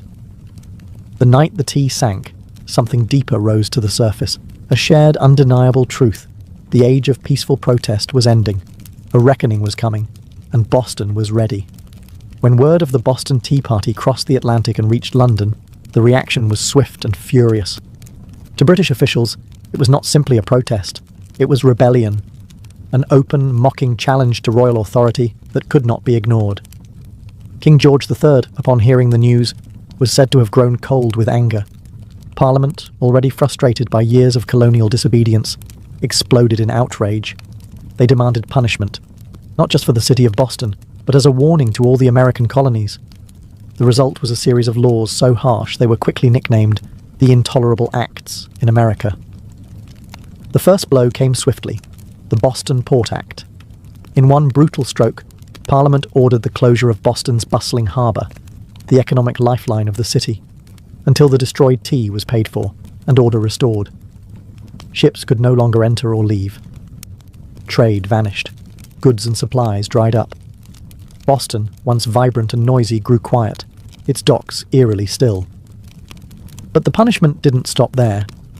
The Massachusetts Government Act stripped the colony of its self-governing rights, placing it firmly under the king's appointed officials. The Administration of Justice Act allowed royal officials accused of crimes to be tried back in Britain, a clear message that British authorities were untouchable. And to make sure the colony's new force was an option, British soldiers were quartered throughout Boston, living among the very citizens they were meant to subdue. The message was clear. Rebellion would be crushed. Liberty was a luxury the Crown would no longer tolerate. But Parliament's heavy hand had an unintended effect. Instead of frightening the other colonies into submission, it outraged them. News of Boston's suffering, of its port closed, its people starving under martial law, stirred deep sympathy and righteous anger throughout America. Wagon loads of food and supplies poured into Boston from neighbouring colonies. Letters of support, pledges of unity, and secret meetings began to weave the once fragmented colonies closer together. What had once been a Massachusetts problem was rapidly becoming an American one. In punishing Boston, Britain had hoped to make an example of them. Instead, they made Boston a symbol, a rallying cry for resistance. The flames of revolution, once flickering in isolated pockets, now began to blaze from colony to colony. And there would be no easy extinguishing them. The punishment of Boston sent shockwaves far beyond the rocky shores of Massachusetts. Across the 13 colonies, outrage turned into something far more dangerous for Britain: unity. For years, the colonies had acted like distant cousins, bickering and competing, separated by geography, religion, and trade rivalries. But when Parliament slammed Boston's harbour shut and stripped Massachusetts of its self-governance, Americans across the continent realised if it could happen to Boston, it could happen to anyone. From Virginia to Pennsylvania, South Carolina to New Hampshire, the response was swift. Colonists sent wagons full of food, supplies, and letters of solidarity to the suffering people of Boston. Town meetings buzzed with anger. Newspaper printers worked day and night to spread the news. The fight was no longer Boston's alone. It was everyone's. And so, in September 1774, something unprecedented happened. The First Continental Congress convened in Philadelphia. For the first time, representatives from 12 of the 13 colonies gathered under one roof to discuss a unified response. Men like George Washington, Patrick Henry, John Adams, and Samuel Adams, once merely regional figures, now stood together as architects of a movement that was growing larger by the day. Their goal, at least officially, was not yet full independence. Most still hoped for reconciliation, for a return to the old relationship of mutual respect under the British Crown. But beneath the polite debates and carefully worded petitions, a deeper understanding was taking root. The colonies could no longer afford to stand separately. At the Congress, they agreed to a sweeping boycott of British goods. They pledged mutual support in the face of further British aggression, and they made it clear any attack on one colony would be considered an attack on all. In taverns and meeting houses across the continent, ordinary people began using words that had once been whispered only in private: unity, resistance, liberty. In bringing the hammer down on Boston, Britain had imagined it would crush rebellion. Instead, it had welded the colonies together into something far more dangerous, a people who, despite their differences, were beginning to think of themselves not as scattered provinces, but as Americans. The winds of revolution were no longer just stirring. They were gathering into a storm, and it was too late for Britain to stop it. The night the tea sank into Boston Harbour, It wasn't just crates that were destroyed. It was the illusion that the American colonies could remain loyal subjects forever. The Boston Tea Party lit a spark that no king, no army, no distant parliament could ever snuff out. In the months that followed, that spark caught fire across the colonies. What had once been protests, boycotts, and polite petitions hardened into open resistance. Town militias began drilling openly, storehouses filled with powder and shot. Men who had once toasted King George III in taverns now whispered about revolution under the same roofs. Boston became a symbol of sacrifice, battered but unbowed. The more Britain tried to tighten its grip, the more the colonies slipped through its fingers. Every ship that sailed past the closed, silent harbour of Boston was a silent reminder that tyranny had met its match in American defiance. When Parliament passed the Intolerable Acts, they intended to make an example out of Boston, to scare the other colonies into submission. Instead, they had created a martyr city, a rallying cry. From Georgia to New Hampshire, colonists realized that their fates were tied together. Resistance was no longer about tea. It was about survival, identity, freedom. By the spring of 1775, the tension reached a boiling point outside Boston, in the villages of Lexington and Concord. British troops, sent to confiscate colonial weapons, instead found armed farmers, ordinary men ready to defend their rights with musket fire. The first shots of the American Revolution rang out, a direct line traced back to the moment when men chose principle over profit and dumped a fortune's worth of tea into the harbour. The Boston Tea Party showed the world that revolution doesn't always announce itself with trumpets and banners. Sometimes it starts quietly, with a small group of determined people, standing in the cold, choosing defiance over fear. In dumping the tea, the colonists weren't just rejecting a tax. They were rejecting an empire. And though the road ahead would be bloody, bitter, and uncertain, one thing had become clear that night in Boston Harbour. The American colonies were no longer loyal subjects. They were something new, something dangerous. They were revolutionaries. And they were just getting started. All before the towering pyramids of Giza, before Mesopotamian cities buzzed with life, before Stonehenge stood against the sky, there was Corral. Hidden away in the dry valleys of coastal Peru, Corral rose in silent majesty nearly 5,000 years ago, then faded into near-complete oblivion, swallowed by sands and forgotten by history. For centuries, the world did not even know it existed. The super valley where Corral once thrived seems at first glance an unlikely place for civilization to bloom. The landscape is parched, barren, the river little more than a thin silver thread winding through rocks and dust. To most eyes it looked inhospitable, a place abandoned by life.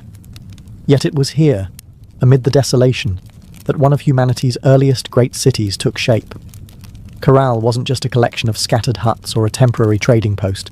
It was a planned city, sprawling over 150 acres, filled with pyramids, plazas, residential quarters, and ceremonial spaces. It had scale, purpose, and vision, a complex society blossoming centuries before the Egyptians began stacking stones into pyramids of their own.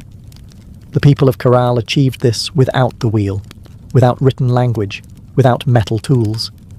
They built massive structures from stone and earth with nothing but ingenuity, communal effort, and the raw power of human will. Yet for thousands of years, Corral's existence remained a secret. Even when travellers stumbled across the strange, weathered mounds scattered across the valley, they mistook them for natural formations, mere hills sculpted by the desert winds. No one imagined that beneath the sand lay one of the oldest cities in the world, predating even the civilizations that history books had crowned as the firsts. It wasn't until the late 20th century that archaeologists, led by Ruth Shady, uncovered the truth. What they found buried in the dust of time would rewrite the story of the Americas and force the world to reconsider what it thought it knew about the birth of civilization itself. Corral had risen, flourished, and fallen in total anonymity. Now, after millennia of silence, its stones are speaking again, whispering of a peaceful, intelligent people who built a world of complexity and wonder in a land where life itself seemed impossible. And this was only the beginning of their story. At first glance, the Supi Valley looks like a place where life should struggle to exist.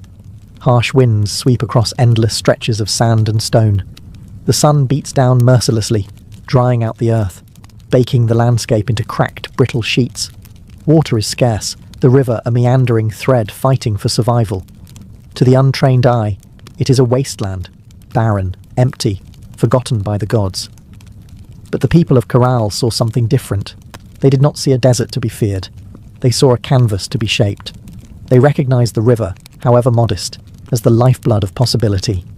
And so, with patience, ingenuity, and sheer determination, they turned this unforgiving place into a thriving oasis of life and culture. Their first victory was agriculture.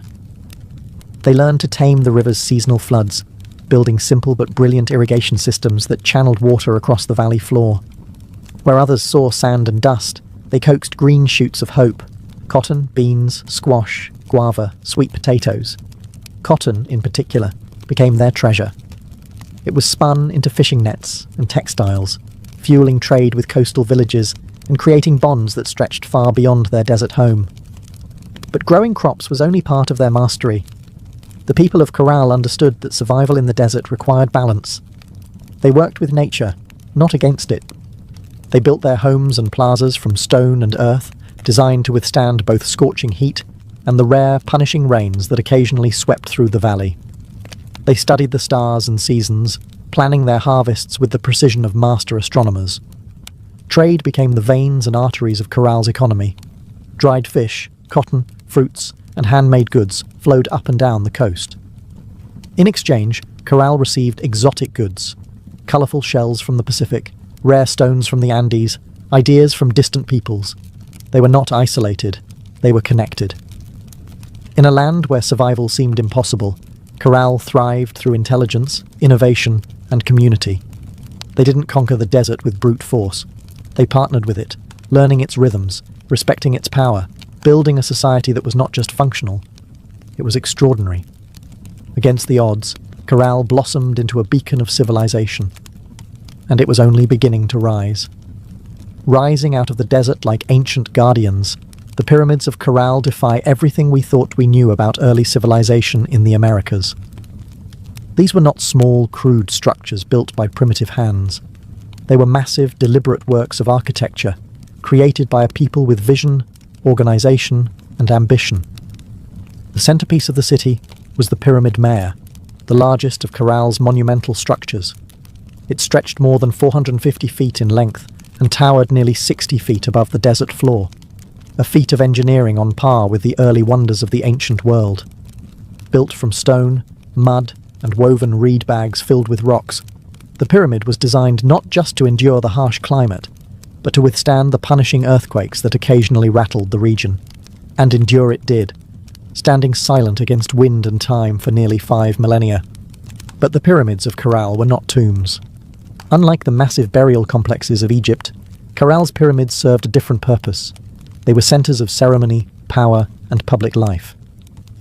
Temples and gathering spaces crowned their summits, accessible by broad, elegant staircases. Fires once burned atop these platforms, and rituals were held beneath the endless Peruvian sky. At the foot of the pyramids, vast plazas opened up, sunken and circular, inviting thousands to gather for religious ceremonies, political meetings, and communal celebrations. The very design of Corral's cityscape suggested a society that prized community and order, a people deeply connected to one another and to the cosmos. Around the pyramids, smaller residential complexes fanned out, likely home to priests, administrators, artisans, and farmers. The pyramids themselves seem to have been strategically placed, aligned with celestial events, sunrises, solstices, the cycles of the stars. To the people of Corral, architecture wasn't just practical, it was spiritual, mathematical, cosmic. Walking among the weathered stones today, it's almost impossible not to feel a strange sense of awe. These structures were raised without metal tools, without the wheel, without beasts of burden, yet they rose with symmetry, scale, and staggering precision. The great pyramids of Corral were not built for vanity, nor for war. They were built to connect earth and sky, community and cosmos, humanity and eternity, and they still whisper across the sands, telling a story that refuses to be forgotten. Among the ruins of Corral, there is something profoundly different, something that sets it apart from so many ancient civilizations. No weapons have been found buried beneath its sands. No defensive walls circle its plazas. No mass graves hint at bloody conquest or internal strife. Unlike the kingdoms that rose and fell through war, Corral was a society built on peace. It's a revelation that defies expectations. Here was a civilization that flourished not through violence, but through cooperation, trade, and shared belief. The people of Corral seem to have invested their energy not in armies or fortresses, but in architecture, astronomy, music, and communal life. Their plazas and pyramids weren't monuments to victory over enemies. They were centers of celebration, worship, and governance. This was a civilization that chose to gather rather than conquer, to negotiate rather than destroy. Trade was the lifeblood of Carroll's success. Cotton, grown along the fertile riverbanks, was spun into fishing nets that were traded with coastal communities. In return, Carroll received dried fish, an essential source of protein, and exotic goods from faraway places, colourful shells from the Pacific, precious stones from the highlands, and even rare tropical fruits from distant valleys. This wide network of trade stitched the region together, binding far-flung communities into a peaceful web of mutual benefit. And in the centre of it all, Corral thrived as a cultural and economic hub.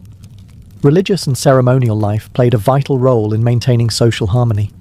The city's grand public spaces and sunken plazas likely served as stages for rituals that united the people under shared spiritual beliefs. Music filled these gatherings, flutes carved from condor bones, drums made from deer hides, creating soundscapes that echoed across the desert, tying individual lives to something greater.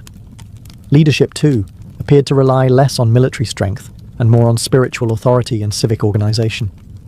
The city's leaders must have coordinated massive construction projects, seasonal agricultural cycles, and complex trade agreements, all without leaving behind the brutal scars of war. In an ancient world so often defined by conflict, Corral stands as a shining exception, a reminder that civilization does not have to rise on the broken backs of the conquered. It can instead be built by the quiet power of collaboration, creativity, and trust. At Corral, the stones still seem to hum with echoes of a world long gone. It was not just a city of buildings and trade. It was a city alive with sound, ceremony, and spiritual rhythm. Music and ritual were woven into the very heartbeat of Corral's civilization. Archaeologists, digging carefully through the dry sands, uncovered a treasure trove of ancient instruments, flutes crafted from the bones of condors and pelicans, whistles fashioned from deer antlers, small drums stretched with animal hides. These artifacts were not simple toys. They were crafted with care, tuned to specific notes, designed to carry sound across the wide, open plazas of the city. In a world without written language, music spoke the language of the soul. Imagine it, the low thrum of drums rising at dusk, flutes keening like the desert wind, feet stamping on the sunken plazas as hundreds gathered under the fading light. Fires would crackle atop the pyramid platforms. Priests, dressed in intricate woven garments, would chant to the gods of the river, the earth, the stars. In those moments, Corral was not just a city, it was a symphony. The layout of Corral itself suggests that ritual life was at its core. The grand plazas were not mere open spaces. They were stages for communal ceremonies, carefully designed to draw people together. The sunken circular courts acted like ancient amphitheatres, focusing sound and sight onto the rituals performed at their centres. And above them all, the pyramids loomed. Not as tombs, but as sacred mountains built by human hands, linking the earth to the heavens. Rituals likely marked the turning of the seasons, the cycles of planting and harvest, the movements of the stars. Music was not just entertainment. It was a bridge, between people, between nature and the divine, between the known and the mysteries beyond. No violent murals, no terrifying gods of war, no bloodthirsty sacrifices. In Corral, the spiritual world seems to have been one of harmony, celebration, and reverence. Even today, when the desert wind whistles through the ruins, you can almost hear it. The faint strains of ancient music, the forgotten songs of a people who found beauty, meaning, and connection in the heart of the harsh, endless sands. Carroll wasn't just a place of music, trade, and ritual. It was a marvel of engineering, a testament to human ingenuity in one of the harshest landscapes on Earth. Without metal tools, without the wheel, without draft animals, the people of Corral shaped a city of stone and earth that has endured nearly 5,000 years. Their achievements were astonishing. Massive pyramids rose from the desert floor, constructed not with small, fragile bricks, but with enormous stones carried across the dry valley. Workers transported rocks using reed bags, ingenious baskets strong enough to bear heavy loads, woven from the very plants that grew along the riverbanks. Layer upon layer, they built with care, stacking stone and filling the interiors with rubble to create structures that could withstand not only time, but nature's fury. And they understood nature well. Corral lies in a region prone to violent earthquakes, yet their pyramids and plazas survived largely intact. How? By mastering earthquake-resistant architecture. Builders used flexible construction techniques, layered fills, wide foundations, and rounded corners that allowed their monuments to absorb and dissipate seismic energy. It was engineering born not from textbooks, but from an intimate knowledge of the earth itself. Water management was another silent triumph. Despite living in a desert, the people of Corral developed sophisticated irrigation systems. Channels and canals carefully guided river water to their agricultural fields, allowing crops to flourish even during dry seasons. No water was wasted. Every drop mattered. The layout of Corral itself reflected brilliant urban planning. Major structures aligned with key astronomical points, suggesting a deep understanding of the solar cycles. The sunken plazas, with their precise geometry, were more than gathering places. They were instruments for tracking the heavens, allowing priests and astronomers to predict seasons crucial for survival. Even the city's organization spoke of a complex society. Residential zones, administrative areas, ceremonial centers, all were arranged in harmony, balancing communal life with sacred spaces. They built not just for the moment, but for generations. Today, as modern engineers marvel at Corral's resilience, they are reminded that greatness is not measured by technology alone. Sometimes the deepest wisdom lies in understanding the forces of nature, in working with the land, not against it. Corral's stones have endured storms, quakes, and the erosion of time itself. They stand as a silent testament to a civilization that engineered their dreams into the desert sands. For centuries, the city of Corral flourished, a beacon of peace, music, trade, and architectural mastery in the desert sands. And then, quietly, almost without a trace, it was abandoned. No fires marked its fall. No signs of conquest scar its walls. No mass graves or shattered monuments tell a story of sudden disaster. Instead, Corral simply faded, its plazas emptied, its pyramids left to the drifting sands, its flutes and drums silenced by time. Why did they leave?